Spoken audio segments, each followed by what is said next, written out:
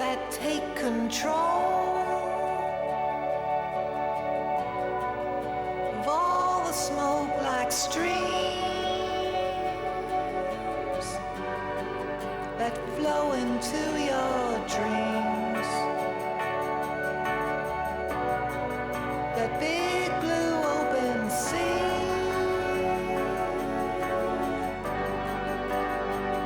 that can't be crossed, that can't be climbed,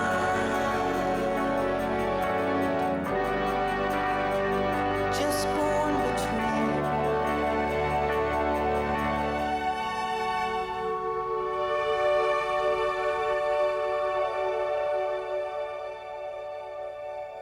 Ouais, on se bat contre le temps et des fois on perd à cause de rien du tout, un bout de cheveux ou rien du tout, quoi. C'est quelque chose qui passe après. C'est vrai, mais on y repense assez souvent, on se dit non, c'est pas possible, on a perdu à rien du tout. Il fallait que je pousse plus fort sur le mur ou sur le plot. Donc c'est vraiment le temps c'est notre vie. Donc on se bat contre le temps à l'entraînement, contre le temps en compétition, contre le temps dans la vie de tous les jours.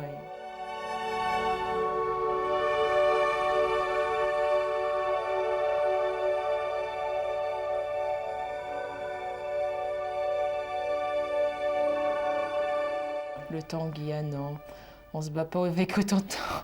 Là-bas, tu peux être à 3 heures de retard et c'est la vie, c'est comme ça chez nous.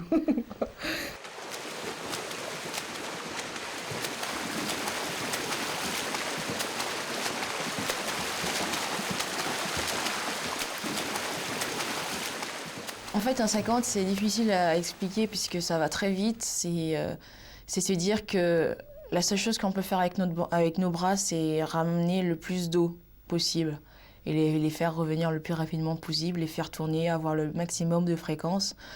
Et mon 50, la plupart y ont dû le voir, je fais sans respirer.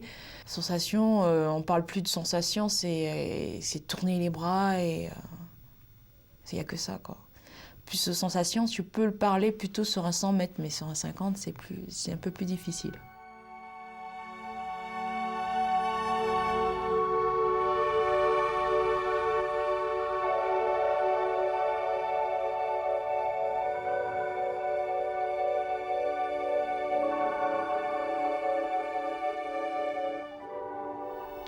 Tout se prépare dans la tête, se dire qu'il ne faut pas que je me rate à ma finale, c'est ma dernière. C'est le dernier jour de la compétition de natation. Je suis la dernière à nager dans l'équipe de France. C'est la dernière chance d'avoir une médaille, la 6e médaille pour les Jeux, pour la natation. Donc, il ne fallait pas que je me rate. Et j'ai enlevé la pression. Je me suis dit que je suis capable, j'ai travaillé dur et j'ai pris tellement de plaisir à faire tout ça. Donc, j'ai pas envie de passer à côté.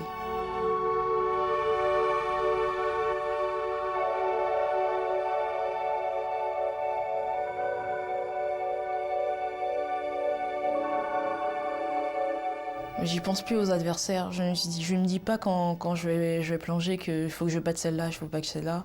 C'est mon temps à moi, quoi. Me battre contre ce temps et mes meilleurs temps.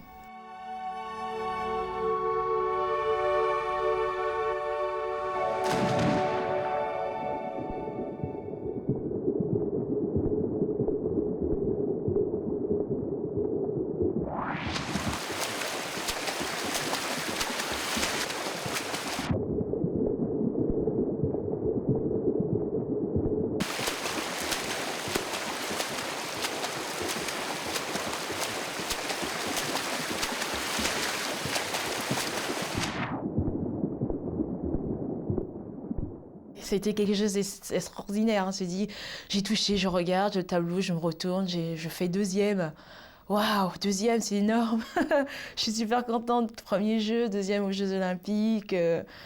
La seule chose, on a envie de sauter dans les bras de tout le monde, crier, danser. Ça a été quelque chose de fantastique. Première chose que j'ai entendue, par personne, j'ai entendu, ça a été la voix de ma mère qui criait. Elle était super contente, je la voyais bouger et tout.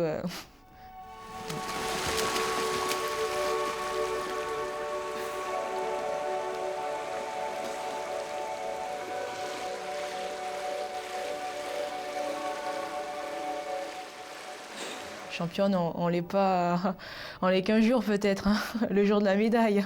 Après, on sait pas quoi. Non, ça, c'est important. Je pense que je pourrais pas rester à m'entraîner seulement et ne pas faire d'études à côté. J'ai eu la chance d'avoir la piscine à 200 mètres, avoir mes cours des fois même pas à 10 mètres au-dessous de ma chambre. Les profs de l'extérieur viennent directement à l'INSEP et on n'a pas de problème pour ça. Ça, c'est quelque chose de fantastique. Je pense qu'on a vraiment, on peut nous envier pour ça.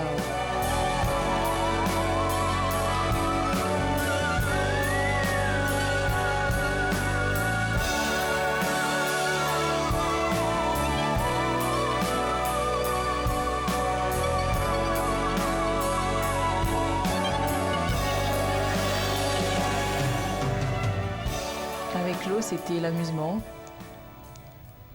Barboter, taper dans l'eau, sauter dans l'eau. Rester au maximum, le plus longtemps en tout cas sous l'eau en faisant des bulles.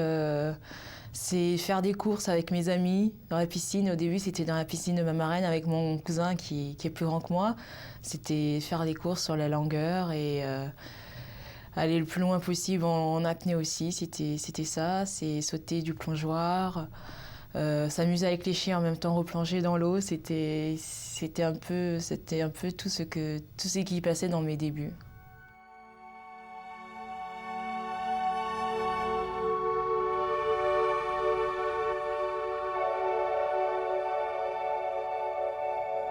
Je suis en légère et dans mon monde.